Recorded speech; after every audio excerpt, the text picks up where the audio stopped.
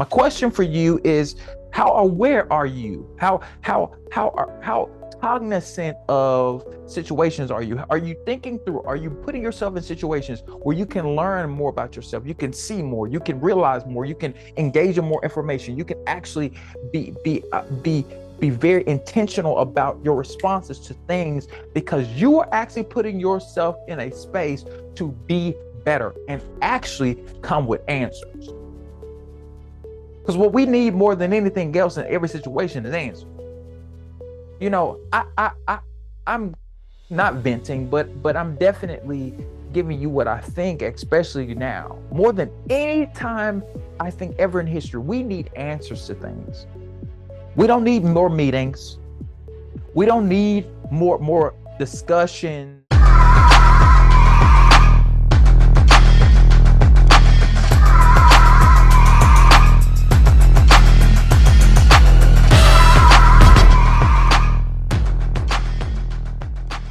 Hi, everybody. Lee Scott here. Thank you for watching and are listening to this week's episode of Leading with Lee, where we're talking about life, leadership, and legacy, and want to help you unleash your capacity and level of leadership. I'm so excited that you are here today because we're going to talk about a very interesting subject today that I think will really, really inspire you, but also kind of jar your thought process a little bit. Last month, we saw the thing that happens every single March, which is called March Madness. This is an event that happens with college basketball. And college basketball was so exciting here in 2023. As we saw on the men's side, we had three teams in the Final Four that had never been in the Final Four before.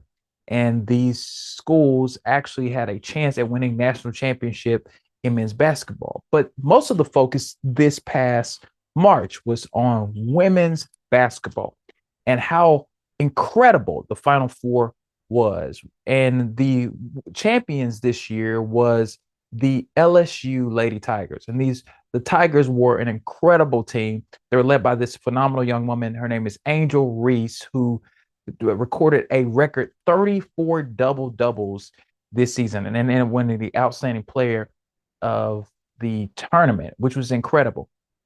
And in the process of winning this, or in the process of going to the championship game, rather, they nearly had 10 million viewers of that game live, which broke so many records. The most watched basketball game or college basketball game in history, and it was so significant.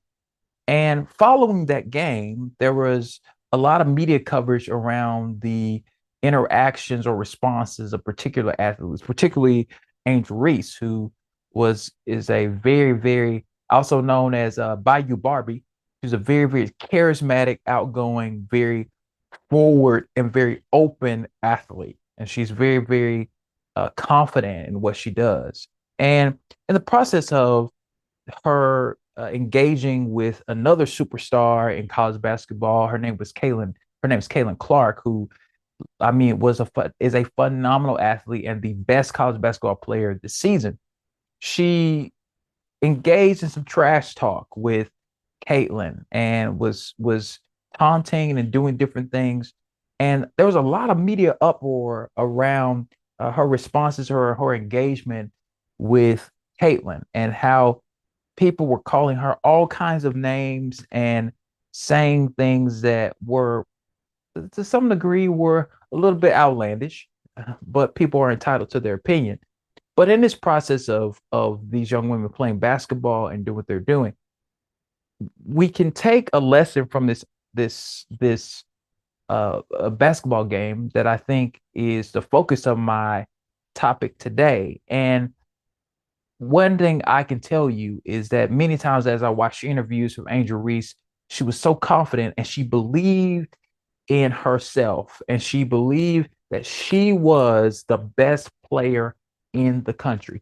And she backed it up with her play on the court. And today I want to talk about this idea as it relates to understanding self-confidence. Is this really concept, and I know it's going to be an interesting title, is how to be selfish. How to be selfish. Now, before I give you my points that I'm going to share today, I'm going to give some definition. As you all know, I love to define the idea of leadership that I talk about here of leading. So my leadership definition is this. I believe that leadership is seeing something that has not happened yet and taking people, organizations, and personal processes in that direction. I believe that leadership is seeing something that has not happened yet and taking people, organizations, and personal processes in that direction. So I got 4 points today. I'm going to talk about these four things on how to be selfish.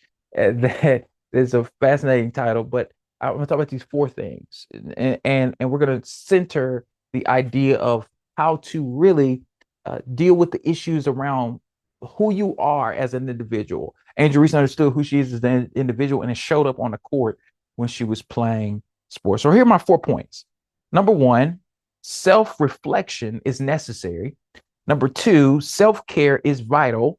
Number three, self-awareness is essential. And number four, self-control is your job.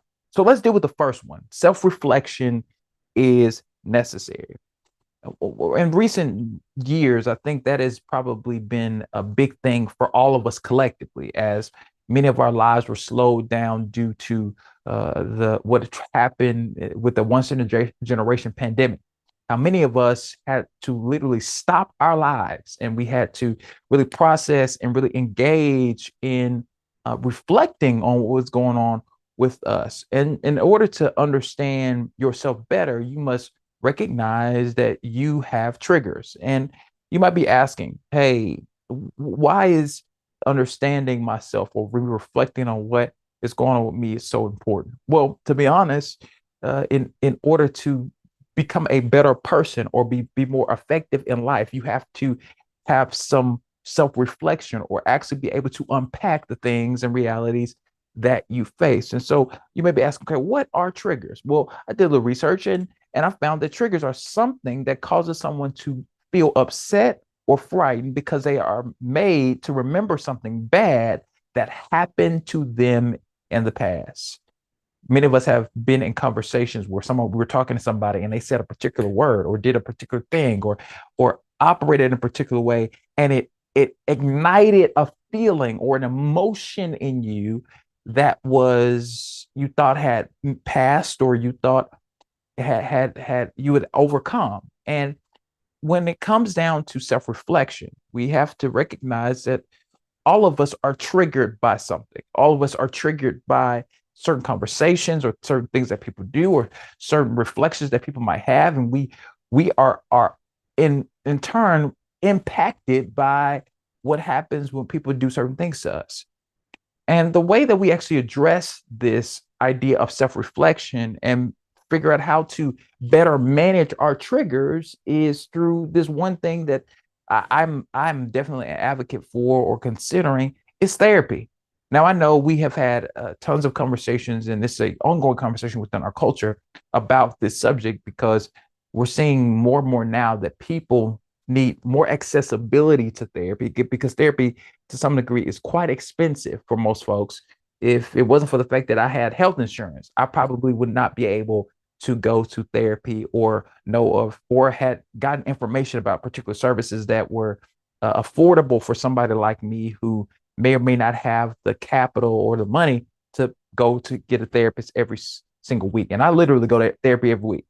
So I'm super grateful that I'm able to go to therapy every week because of my insurance and being able to find a spot that would accept my insurance and all those different things. But knowing that therapy is a powerful tool for transformation is essential for all of us in our lives and helpful in our self-reflection, because in order to know what to combat and overcome, you have to take some time to be able to identify those things. And so there was a study that was done by the American Psychiatric, the American, or excuse me, according to the American Psychological Association. I misspoke. I'm sorry. American Psychological Association. 75% of people who participate in talk therapy get some results. So there is a vast majority of people that have said, hey, me sitting down with somebody who is a counselor or a therapist has helped me improve my quality of life in some way, shape, or fashion. And as I said, I'll speak to my own journey. I recently got back in therapy last fall, and I had done therapy before for about 8 or 9 months when I was living in Oklahoma. And I began to unpack some things, that some childhood traumas that I didn't recognize, or I began to realize that I had blocked out in my mind, and started realizing that there were some connections, there were connective tissue between this thing happened to me and this thing happened to me and me responding this way and me operating this way. And I saw all these things start to come into alignment, because now I could actually recognize what was causing these other things to happen, because now I had language for what was happening with me. And many of us need moments to be able to identify language. You may not be able to go to therapy, but having conversations with friends, having conversations with mentors and people that you trust can help you better self reflect, because now you're able to pinpoint what are some of the things that you will not tolerate, and what are some of the things that you'll begin to work on to make yourself better. I think the way that we improve our lives is through our ability to recognize, how can I do something differently in this moment? And every time you watch or listen to Lead and Believe, it is about self-improvement. I believe that self-improvement is a fundamental part of us getting better in life, because we're constantly evolving, we're constantly growing, we're constantly becoming different, we're constantly changing into something that we weren't yesterday. Because the reality is evolution is continuously happening. You're not the same age you were yesterday. You were not the same age you were 10 years ago or 5 years ago or even last year. And again, yesterday, you weren't the same person. You're constantly moving forward. And all of us have are moving towards an expiration date. I heard this phrase, and it has stuck with me, that as soon as you're born, you are beginning to die. Now that sounds morbid, but the reality is that that is quite true, that all of us will leave this earth one day. And in this life, you would want to be more productive and more successful by actually looking at what is causing you to stop moving forward. What is causing you to not actually take steps that you could take? What is causing you not to become more successful in some ways? What is causing you not to be able to repair some friendships or some relationships, or repair some work environments, or transfer or change jobs, because there's some things happening deep down inside in your soul that you have not addressed? I think that's really important for you and I, is to recognize that in my self-reflection, in my ability to analyze what's happening with me, I'm able to see that this this attribute, now this me taking the time to do that, is so critical to my success, because the better I know myself, the better I show up in situations. And that's what's important. You got to understand, knowing about yourself is really essential. It's really important. You got to know what you will tolerate and what you won't tolerate. Go back to triggers. You got to know what is going to cause me to fly off the handle. Yeah, what is going to cause me to not be able to stand up, or what I need to do to stand down. What do I need to do to remove myself from a situation? And these are essential things and important things that can happen for us in our lives when we invest in this selfishness. So when we invest in this type of engagement, when we invest in this type of reflection, because as I said, 75% of folks say they benefited from just talking to somebody. They benefited from engaging somebody. They benefited from doing something or getting in a space where they could reflect and think. They can have an outsider's opinion about what's happening with them. And I know for me, it has really, really impacted me in a positive way. Point number 2, self-care is vital. There is a professional athlete, and we've been talking about basketball, and I'm going to talk about somebody else in basketball, but there's a professional athlete that is literally considered one of the greatest, if not the greatest. He is at least one of the greatest, or top 3 basketball players who ever played a game, in LeBron James, who reportedly spends about $1 million a year on his body. And it has helped him play 20 years. He's 38 years old, and he's in his 20th season in the NBA. And this season, he actually averaged 28.9 points a game, about 28, a little bit over 28 points a game, which is which is pretty unheard of for somebody his age. Like he was around at least in the top 5 or top 10 scores in the league. I mean, that's unprecedented for somebody at 38 years old. And he doesn't look like he's slowing down in any way, shape, or fashion. And this is pretty powerful because he takes care of his body and he actually has committed to doing this type of thing. And I think this is super helpful for us because self-care is an essential part of recovery. I truly believe that we have to take care of ourselves in a multiplicity of ways. There was an article that was in Psychology Today, and it was shared by Dr. Susan Haas, and she talks about her experience of working with her hands to relieve stress. She actually talks about how she found that doing mindless cognitive activity helped with recovery and relaxation. And for her, it looked like pottery. It looked like doing things as gardening or whatever. Now, for you, it may be different. You may be somebody who uses your mind like me all the time. And trust me, I'm very head centric in my work. I sit at a computer and I'm having phone conversations and I'm engaging in intellectual conversations where I have to know a lot of information and be able to articulate that information. And so by the time I get home, I'm exhausted because I'm having to think so much in those moments. And I'm having to articulate a bunch of information and be cogent and clear about what I'm saying. But the way that I could possibly recharge is by playing basketball or by watching television sometimes or going on walks with some important people in my life, very important person in my life, and going to just doing different things is super helpful. For you, it might be car rides. It may be going to the spa. It may be you going to on a nature trail. It may be doing something. Whatever helps you relax is important because that is the way that you take care of yourself. You know, we live in a culture that really pushes the idea of being a workaholic. You got to grind, grind, grind, grind, grind. And I understand there are going to be seasons and times in your life where you're going to have to push really hard. You're going to have to work hard. You're going to have to do long hours. You're going to have to do a whole lot of work in order for you to be able to get to your goals. But in the process, in order for you to really show up fully and really show up in the way that you need to, you got to find time to rest. Resting is so essential to individuals' growth. Resting gives you the ability to recover and be able to think through the processes and think through your ideas in a more clear and concise way because now you have the time to think about it. You know, I had a professor in college who used to always talk about thinking about what you're thinking about. And I never really truly understood it, but one of the things that I gathered as I really began to think about what he was saying was that it's not just about the thought. What is the cause of the thought? Why is this thought permeating your mind? Why is this thought controlling how you're viewing the world?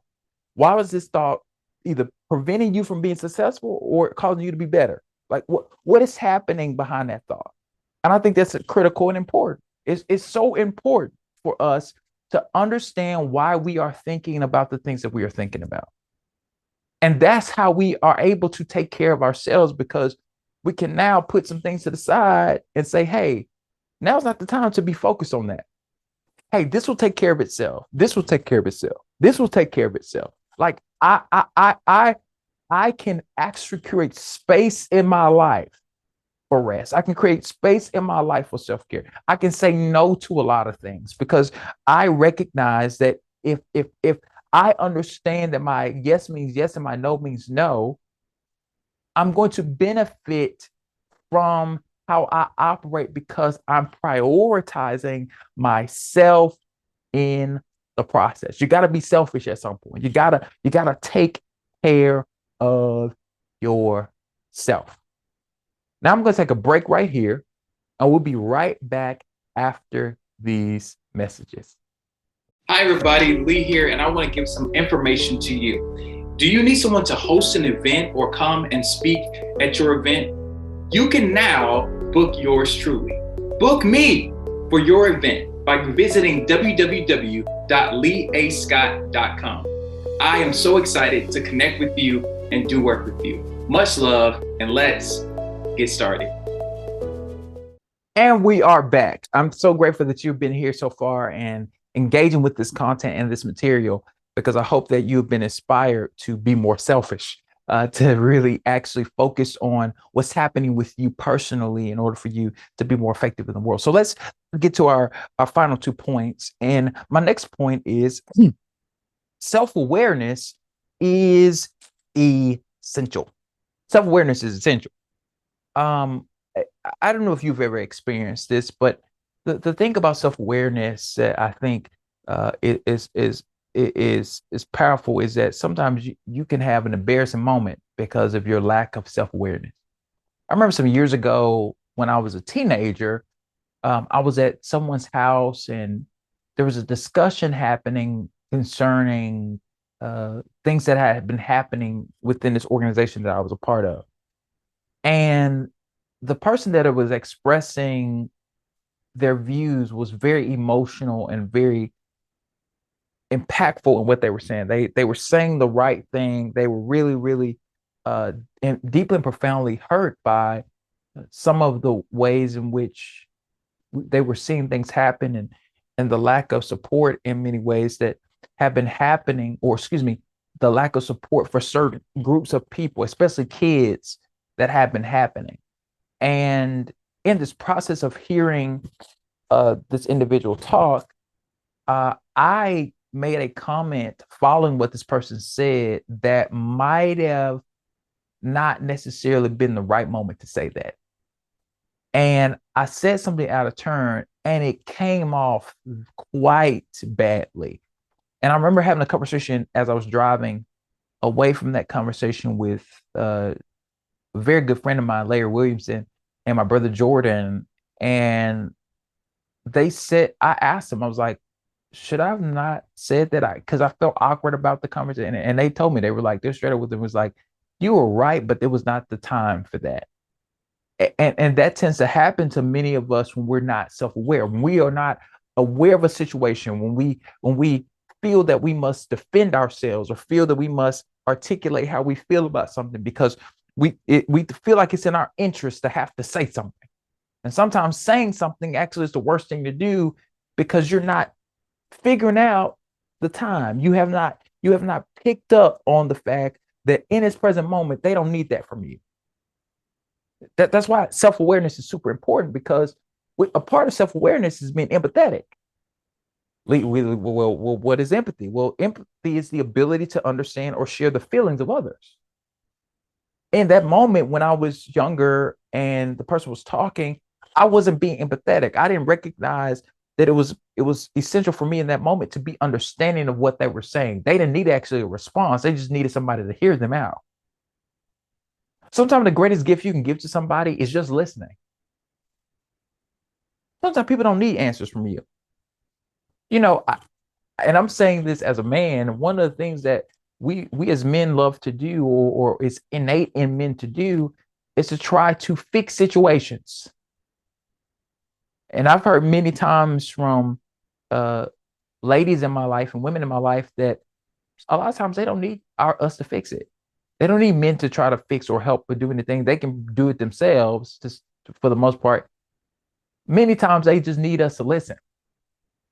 Many times they just need us to be there and actually absorb the information, because the important thing is for them to feel seen and heard. And more importantly, for them, they want to be understood and for somebody to share the feelings that they have.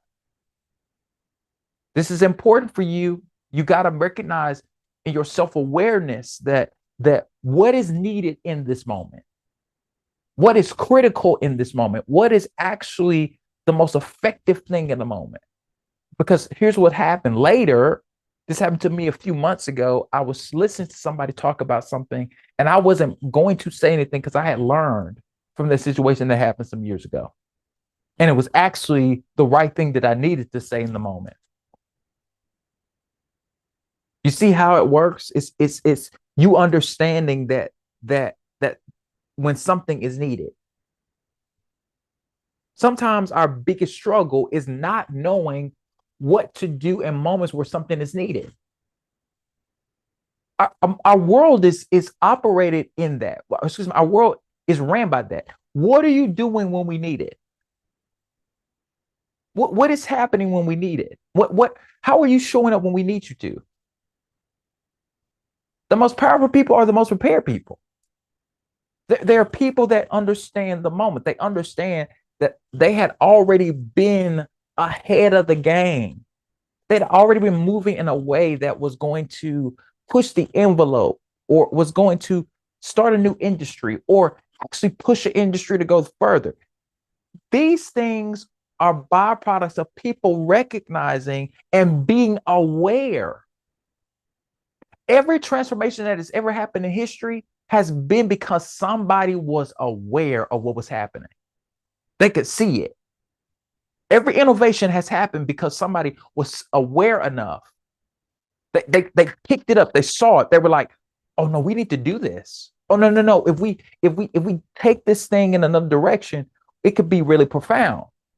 I was recently watching a documentary on Hulu about excuse me, it was on Hulu, but it had been on the History Channel, and it was centered around structures that had been built in America. And on one particular episode, they were talking about two very prominent bridges in San Francisco. Most people don't realize that in the 20th century, the Golden Gate Bridge and the Bay Bridge had been built, and there were two men who really, one was hired by the federal government, and the other one was a entrepreneur who was trying to make a difference in that space, and he really worked hard to try to make this thing happen. But these two entities, these two different groups of people, decided to go after this dangerous thing because they could literally see this whole metropolitan area being transformed by a bridge. They could see that though it was going to be a hard and difficult task, and even in the process, lives were lost, sadly and tragically. People died in the process of making these things happen. They also understood and recognized that if these things get done, this will change the whole narrative for these communities. This will change the whole economic structure for these communities because now we can get commerce back and forth. And these are two of the most essential places of commerce in the country, and maybe, quite frankly, even in the world in some way, shape, or fashion. That trade comes through this particular area, thousands upon thousands upon thousands, even millions, excuse me, of cars and products and resources and commerce comes through that place because these people had the courage to build something. They were aware enough. They could see that there was a possibility there. They could see that they could be a part of history, that they could make a name for themselves and actually transform the future. And I think that's so important. Is you got to recognize something about yourself. Sometimes you need to see yourself in a different light. Sometimes you need to see yourself for who you truly are, that you actually can play a vital role, a critical, essential role in transforming an environment because you recognize or see yourself differently. You see yourself as a part of the answer. I think every single person is born into this world as an answer to a problem. All of us play an essential role in transformation of our culture in our cities and our society. All of us, no matter how big or small, all of us have a role to play in making the world a better place. But you have to be aware of it. You have to see yourself as a part of the answer. You have to recognize what you bring to the table and how you are and what you can do and what will change as a result of you being a part. My question for you is, how aware are you? How cognizant of situations are you? Are you thinking through? Are you putting yourself in situations where you can learn more about yourself? You can see more. You can realize more. You can engage in more information. You can actually be very intentional about your responses to things because you are actually putting yourself in a space to be better and actually come with answers. Because what we need more than anything else in every situation is answers. You know, I'm not venting, but I'm definitely giving you what I think, especially now, more than any time I think ever in history. We need answers to things. We don't need more meetings. We don't need more discussions and more conferences and all these different things. And those things are essential, and I think those things are great and good. We don't need more networking meetings. We just need people that have answers. How are we going to fix this problem? How are we going to do this? Not, oh, well, what should we do? No. This is what we're going to do. This is how we're going to do it. This is who we're going to talk to. This is how we're going to engage. We need that from people because people are looking for hope. They're looking for something they can believe in. And it's critical for you as a leader to be aware enough to know, hey, you know what? I don't have it all. I don't have all the answers. I don't have all the resources. I don't have all the thoughts. I don't have all the things that I need in this particular moment. Maybe I need to have a conversation with this person. I'm aware of my capacity. I'm aware of my limitations. I'm aware of what I'm extremely good at. I know how I built this thing. I know how I worked on this thing.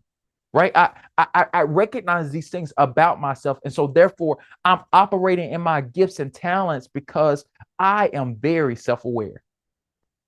These things are not lost on me. I'm not confused. I'm not trying to figure it out. I'm not just going about things with loose intentions. I'm not just going with the wind. I'm able to function and operate very well because I am someone who is self-aware. And lastly, point number 4, self-control is your job.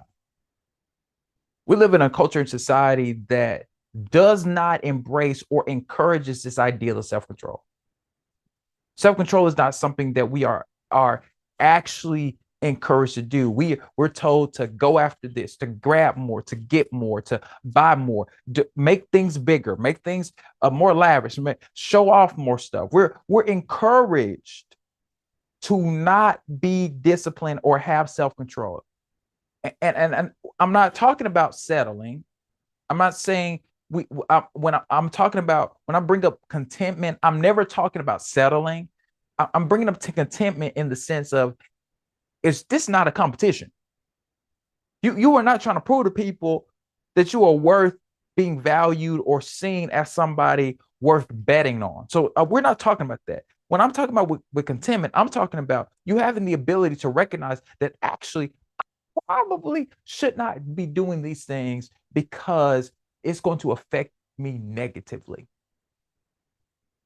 Self-control is so essential because in order for you to really be productive in life, you got to have some level of discipline. I'm learning that right now, especially now at this point in my life, is that the discipline of me going to the gym 3 times a week. I work out 3 times a week at 5 a.m. Now, for some of you saying, whew, that's early. It is early. I'm generally up by 4:10 or something like that, 4:15. I get up 3 times a week to drive across town and work out with a dear friend of mine because I've made a commitment to be disciplined as far as my health. Now, I need to get better with my eating. I will admit to that. I will need to get better in that and be more consistent with a eating regimen, because as you do research, you'll find out that probably 80% of your progress or success with working out or getting healthy is due to how you eat. It really is. Your diet is a huge aspect. But that takes a level of self-control. Nobody can do that for me. It doesn't matter how many conversations I have with my significant other. It doesn't matter how many conversations I have with my friends. It doesn't matter how many conversations I have with my family. I have to be disciplined. I have to build in things in my life. And you may be trying to figure that out. I have to build systems in my life that are conducive to what I want to see happen. You got to have some self-control. If you want to save some money, you got to have some self-control. If you want to invest your money or grow your business or hire clients, or excuse me, hire employees, or actually expand your organization, you got to have a level of self-discipline. But it does not come from anywhere else. It comes from you. Because the reality is, in order for you to have discipline, or excuse me, or have discipline or have self-control, you got to hold yourself accountable. See, one of the things that happens a lot in our society and culture is if you don't hold yourself accountable, society will. And they might be more harsh than you.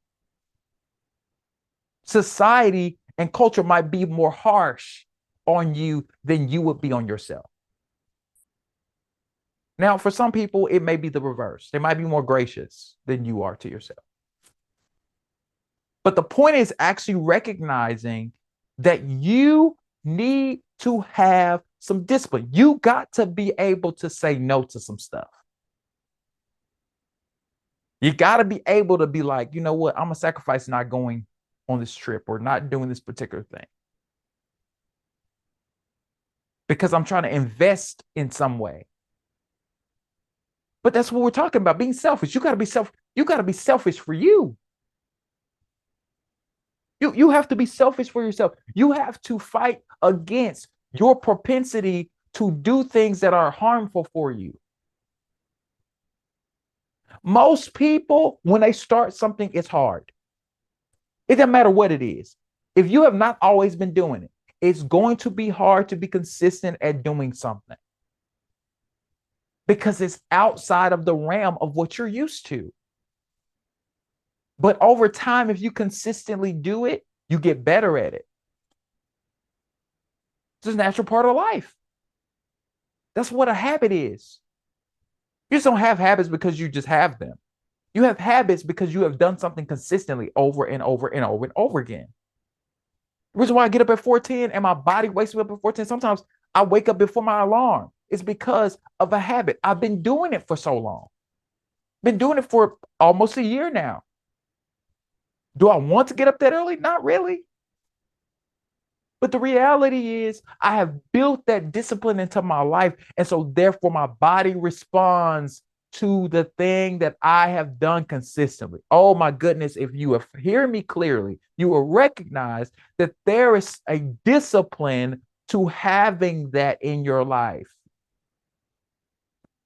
You got to recognize that the way you get to the things you want to get, it takes a level of self-control and self-discipline. There's just some people you're going to have to say no to. I hate to tell you that, but that's just a reality. If you want to be a millionaire, you can't hang around people that don't think like that, who don't want to be a millionaire, who are too busy having a poverty mentality, who are like, bro, you know what I'm saying? I'm just trying to get to the next check. Hey, bro, I'm just trying to get to the next check. I'm just trying to get to the next, small thing. There's an old saying, and we have heard it many, many times. You're the sum total of the people you hang around. That is very true. If the people around you don't think about being successful or what you consider success to be, you are going to only be what they are, because that's the only thing you're exposing yourself to. But if your friends or people that you're around are folks who are like, hey, bro, we're doing this, we are focused on that, it's going to rub off on you in some way, shape, form, or fashion, whether you realize it or not. If you hang out with people who don't want to do anything or don't want to go anywhere, I promise you, you will become just like them in some way, shape, form, or fashion.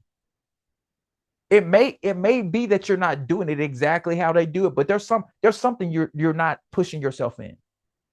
But if you're around people that are go-getters, that are motivated, that are driven, that have a desire to transform their future, you will become like them, because you are the sum total of who you engage with. What they do will rub off on you. It just will. It's just a part of life. It's something that inertia. It's literally like It's like water. It's the current. Whatever current you're in, you're going to get swallowed up in it. If you're in a current of positivity and growth and success and productivity, you may not be as successful as somebody else, but you're going to be successful in some way, shape, or fashion. If you're always in an environment of negativity and doubt and fear and lack, it's going to rub off on you. That old colloquialism, birds of a feather, flock together. We're affected by these things. Like, it's important for you to recognize how to put yourself first. Because nobody else will. You got to put yourself first. You got to do what's in your best interest. You got to be helpful to you. Because at the end of the day, that's what matters. How can I take care of me? How can I prioritize my thoughts? How can I prioritize my mind and my body and how I feel in this world? How can I be more self-aware? How can I have more self-control? These things are critical for your growth. On here, we talk about personal development and growth. We talk about you becoming a better person. You growing in your leadership and your capacity and level of leadership. But you can't do that if you don't look within. It's dangerous to not know who you are because you let everybody else define who you are. As soon as you lose the thing that defines you, who are you? I'm asking you as I close, who are you? Do you know enough about yourself to be able to still move forward if you lose everything? Because that's what matters. It's going to be hard. Let me tell you something. All of us have those moments. All of us have those experiences where we have lost something or something didn't work out or we failed. I'm telling you, you got to know for a fact that you can make it or get through what you're getting through. That's what's important. That's how you're going to show up in the world. That's how you're going to transform the world, is knowing that you are capable and knowing who you are.